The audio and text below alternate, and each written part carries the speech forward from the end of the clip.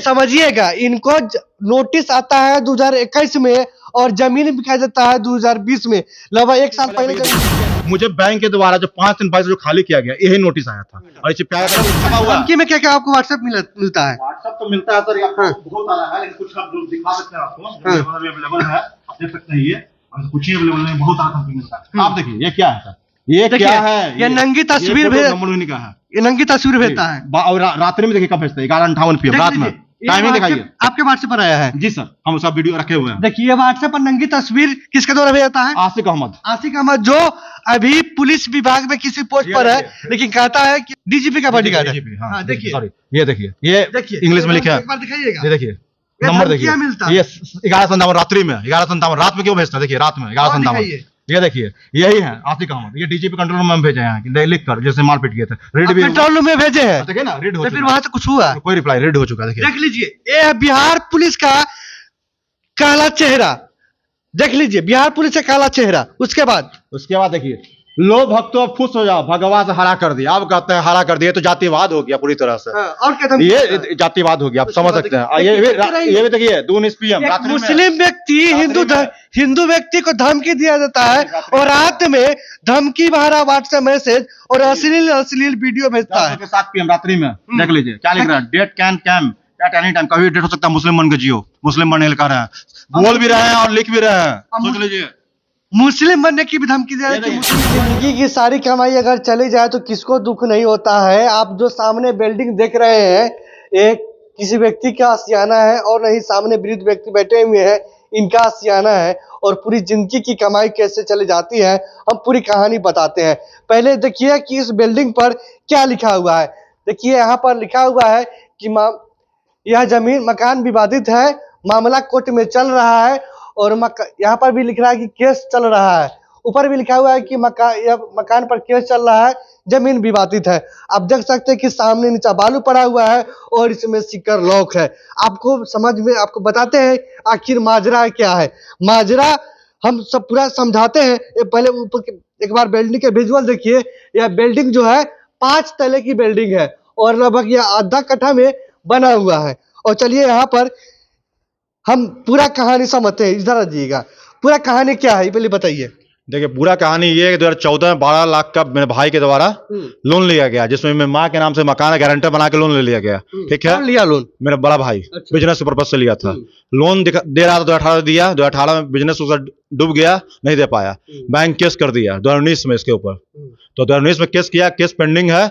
20 में नोटिस आता है 12 लाख समथिंग जमा करने के लिए। वो नोटिस मुझे प्राप्त होता है, लोन के उसके पहले जानकारी नहीं था।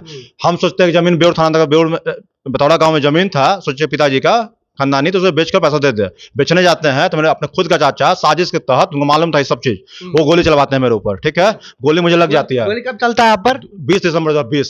अच्छा, 20 दिसंबर 2020 को पर गोली चलता है। हाँ, उसके आगे क्या होता है? गोली लग गया, हम हॉस्पिटलाइज जाते हैं। 31 दिसंबर 2020 को मेरे मकान को बेच दिया था बैंक के द्वारा, मैंने 10 दिन बाद। ठीक है, उसके बाद 14/6/21 को नोटिस आता है 14,03,312 रुपया जमा करने। देखिए समझिएगा, इनको नोटिस आता है 2021 में और जमीन दिखाई देता है 2020 में।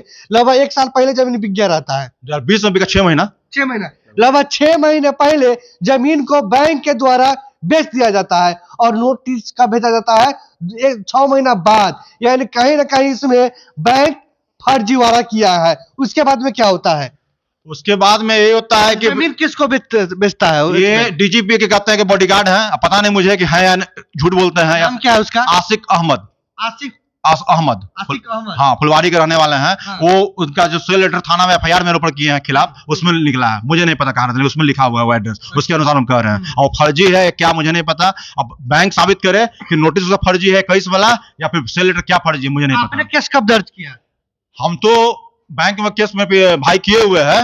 19 से ही केस चल रहा है बैंक के द्वारा। 19 से ही केस अगर चल रहा है बैंक के द्वारा, 498 लिखा हुआ है। केस चल रहा है तो फिर जमीन कैसे बिका?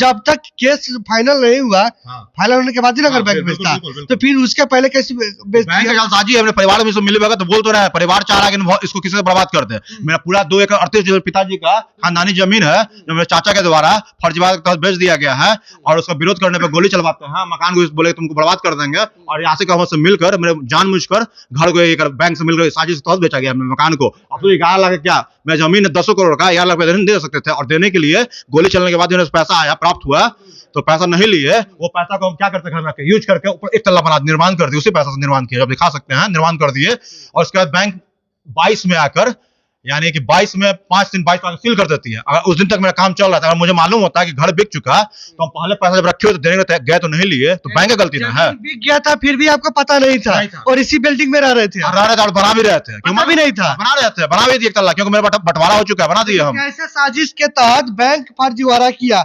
आज पहले कौन सा बैंक लोन था?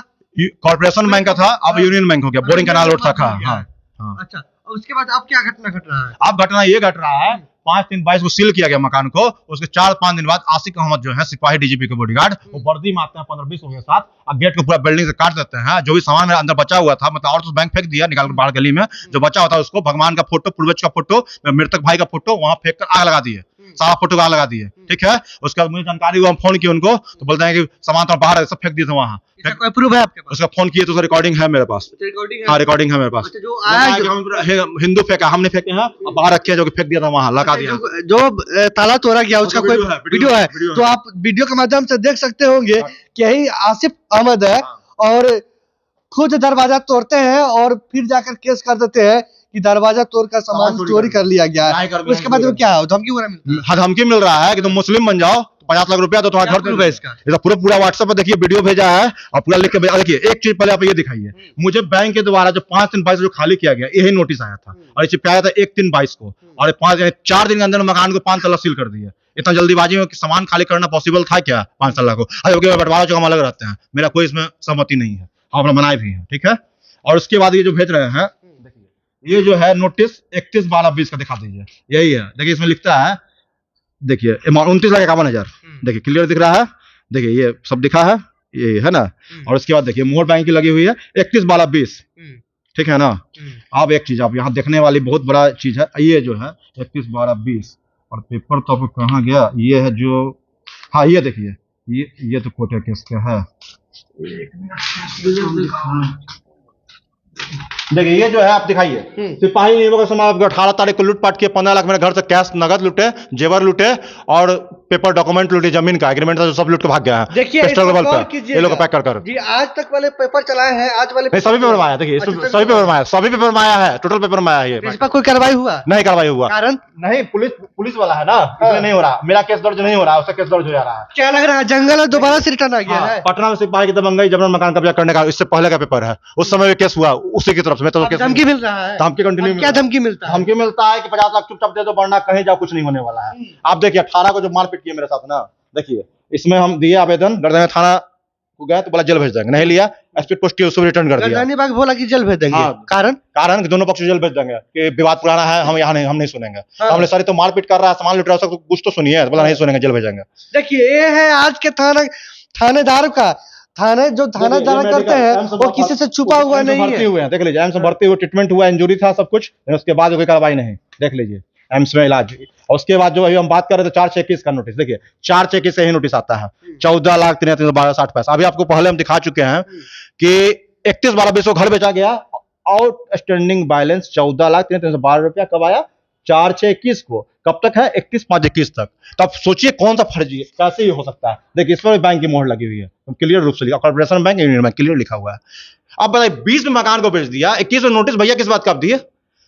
केस में किए हुए मेरे ऊपर। सुशासन बाबू की सरकार का हालत आप समझ सकते हैं कि सुशासन बाबू के सरकार में ये हो रहा है। उसके बाद रिटर्न किए उसको, क्यों नहीं सब किए? अच्छा कब रिटर्न आया? आज रिटर्न आया है, देख लिया, आज रिटर्न आया है। हमको धमकी मिल गया, हत्या हो जाएगा तब दर्ज लेंगे। ऑफलाइन भी गया, थाना में ले लिया गया, और उसके बाद बाई पोस्ट भी किया, हॉस्पिटल गया, यहाँ से पुलिस आई थी घटनास्थल पर उस दिन 18/1/2023 को, बोले कि आप इंजुरी करवा कर आइए। जब गर्दनी अस्पताल हम लोग तीनों को गए, व्यक्ति, पापा मम्मी और हम, इलाज करवाने के लिए, वहां भी आसिक अहमद 10-12 लोग से मारपीट करने लगे। जो पेपर छपी हुई है, बात मैटर छपा हुआ। धमकी में क्या आपको व्हाट्सएप मिलता है? व्हाट्सएप तो मिलता है सर, बहुत सारा है, लेकिन कुछ आप दिखा सकते हैं आपको, अवेलेबल है, आप देख सकते हैं। ये कुछ ही अवेलेबल नहीं, बहुत सारा धमकी मिलता है। आप देखिए ये क्या है सर, ये क्या है? ये नंगी तस्वीर भेज, नंबर का है, ये नंगी तस्वीर भेजता है, और रात्रि में देखिए कब भेजता है, 11:58 PM रात में।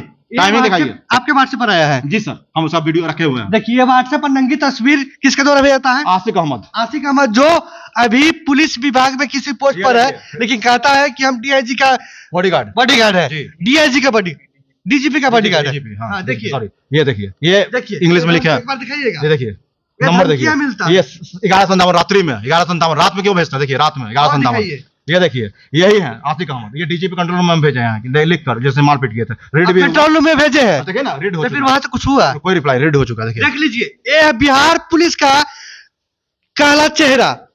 देख लीजिए बिहार पुलिस का काला चेहरा। उसके बाद देखिए, लो भक्तों अब खुश हो जाओ, भगवान से हरा कर दिया। अब कहते हैं हरा कर दिया, तो जातिवाद हो गया पूरी तरह से। और क्या ये जातिवाद हो गया, आप समझ सकते हैं। ये भी देखिए 2:19 PM मुस्लिम व्यक्ति हिंदू व्यक्ति को धमकी दिया जाता है, और रात में धमकी भरा व्हाट्सएप मैसेज और अश्लील वीडियो भेजता है। 7 PM रात्रि में। देख लीजिए क्या लिख रहा है, death can come at any time, कभी डेट हो सकता है। मुस्लिम बन के जियो, मुस्लिम बनने लिखा रहे हैं, बोल भी रहे हैं और लिख भी रहे हैं। सोच लीजिए, मुस्लिम बनने की भी धमकी दे रही है कि मुस्लिम बन जाओ। हाँ, डीजीपी के जो डीजीपी का बॉडीगार्ड यही है, यही आ सकते हैं। ये गेट काट रहा है, ये देख लीजिए इसका है वीडियो भी मेरे पास मौजूद है। ये देख लीजिए, ये बिजली विभाग के अधिकारी हैं, जो फर्जी अधिकारी हैं। इनके बिजली गर्दनी विभाग पता कि बोले कि मेरा कोई अधिकारी नहीं है। पटना की राजधानी में ऐसी वारदात हो जाता है, और ये सब मुस्लिम, सारे मुस्लिम हैं। और देखिए खंती, यहाँ देखिए गेट का खंती, ताला खुद से तोड़ते हैं, आरोप लगता है मेरे ऊपर कि मेरे घर से सामान चोरी कर लिए, ताला खुलवाने की कृपा की जाए। पुलिस के द्वारा आज तक का ताला नहीं खुलता है, अब बार बार केस मेरे ऊपर हो रहा है। पटना राजधानी में ऐसी वारदात हो जाता है और कानो कान खबर नहीं चलता है। आखिर बिहार पुलिस गड्ढा में उधर सामान यहाँ रखा हुआ था, फेंक दिया, सारा आग लगा दिया। अच्छा, आपको मुस्लिम बनने की धमकी कौन देता है? आपको क्यों बोला था कि मुस्लिम बन जाओ? मेरे परिवार से इन्वॉल्व है ये, हमको बर्बाद करना चाहते हैं। मेरे परिवार को, एक भाई का हत्या भी हो चुका था 2005 में, जमीनी विवाद में हत्या किया गया था। और उसके बाद 2020 में हम पर गोली चलाया गया कि मकान भी बिक जाए, जमीन सारा। इसमें मेन मेरे चाचा हैं सुरेश प्रसाद और जितेंद्र नारायण सिन्हा, गौरी शंकर। ये जो जमीन का 238 डिसमिल में पिताजी का जमीन होता है, जिसमें लगभग आधा से ज्यादा हिस्सा इनका बेच चुके हैं फर्जीवाड़ा के तहत। और पुलिस उसमें क्या कहती है, जब गोली चल जाएगी तो फोन करना, तो क्या मेरा आत्मा फोन करेगी? और जिस दिन गोली लगा उस दिन यही बात हुआ था। पहले सूचना दिए, नहीं पुलिस नहीं आती। और यहाँ भी यही घटना करते हैं, थाना यही घटना करते हैं। जब कहते हैं मर्डर हो जाए तब कॉल करना, तो क्या मर्डर हो जाए तब आएंगे ये लोग? तो फिर किस नाम का प्रशासन, किस नाम का सरकार है? एक अच्छे राजा के राज्य में उसकी प्रजा क्या हालात है, जो आप लोग के सामने दिख रहा है। इतना जगह मुख्यमंत्री तो कहीं नहीं सुनते। आप सोच लीजिए, इतना जगह कहीं नहीं। और पेपर देख लीजिए, इतना आप कितना पेपर दिखाएं, हम मेंटली डिस्टर्ब है। दूसरी बात, ये बंटवारा भी मेरे मकान का हो चुका है। देखिए मेरे चाचा के द्वारा कितना जमीन बेचा गया। अगर आप पर कुछ अनहोनी हो जाता है तो इसका जिम्मेदार कौन होगा? जवाबदेह है सुरेश प्रसाद और उसका आसिफ अहमद, गर्दनी विभाग थाना, बेउर थाना और माननीय मुख्यमंत्री साहब। क्योंकि ये देखिए सुरेश राय कितना जमीन बेच दिए। सुरेश राय देखिए कितने लोग जमीन, पूरा जमीन देखिए किस तरह से बेचे हैं ये जमीन को, लेकिन दे रहे हैं, कहीं नहीं सुनाई होता है, उल्टा मेरे ऊपर गोली चलता है। तो यानी कि जिसके पैसा उसके हाथ में राज, यही वाली कहावत बिहार के अंदर। अब गोली लेकर घूम रहे 1 साल से, देख लीजिए 1 साल से गोली लेकर घूम रहे। ये दाग है, अभी तो गोली में नहीं निकल पाया है मेरा। और धमकी मिल रहा है, मोबाइल धमकी आसिक अहमद दिए, जान मारने का, घर में घुस से मार देंगे, और सब घर के आके मारते भी है, झूठा केस भी करते हैं। जैसे साक्ष्य पेपर आपको दिखा चुके हैं हम, इससे बड़ा प्रूफ और क्या दिखाएं? अगर न्याय नहीं मिलता है तो मैं खुलेआम आज मीडिया के सामने कहता हूं कि मैं आत्महत्या कर लूंगा। इसका पूरा जवाबदेही माननीय मुख्यमंत्री, गर्दनी थाना, बेउर थाना और जितने भी लोग हैं वो लोग होंगे। क्योंकि मैं बहुत प्रताड़ित हो रहा हूं, मैं थक हार गया हूं, कहीं सुनवाई नहीं हो रहा है। अभी तक 3 केस मेरे ऊपर किया गया है। बताइए, क्रिमिनल बनाया जा रहा है, मुझे झूठा केस लगाया जा रहा है। हम बेरोजगार हैं, कहां से पैसा लाए? और 15 लाख रुपए जो रखे थे इनको वो भी लूट के लेके चले गए। मेरा जमीन कागजात लूट के चले गए। आगे मनसा इन लोगों का क्या है? क्या एक आम इंसान को इंसाफ नहीं मिलेगा? तो हम कहां जाए? इसका जवाब कौन देगा? माननीय मुख्यमंत्री देंगे, या फिर डीजीपी साहब देंगे, या फिर कौन देंगे? आईजी साहब देंगे, या गर्दनी थाना देगी, या बेउर थाना देगी? मुझे नहीं पता। हो सके थाने वाले भी कहते हैं कि जेल भेज देंगे, बस यही धमकी देते हैं, FIR नहीं लेते हैं। आज फिर तो देख लीजिए रिटर्निंग, उसको मेडिकल इंजरी भी दिखा चुके हैं आप कैंप्स का। उसके बाद गया सच्चो गर्दनी बाग, कुसुम देवी भेज रही है, एक्सेप्ट नहीं, रिफ्यूज। देख लीजिए, दिखा दीजिए, गुंडागर्दी यही है। ये है बिहार पुलिस की काला करतूत और राजधानी पटना की है। प्लीज इस वीडियो को ज्यादा से ज्यादा शेयर करें ताकि इस व्यक्ति को इंसाफ मिल सके। धन्यवाद।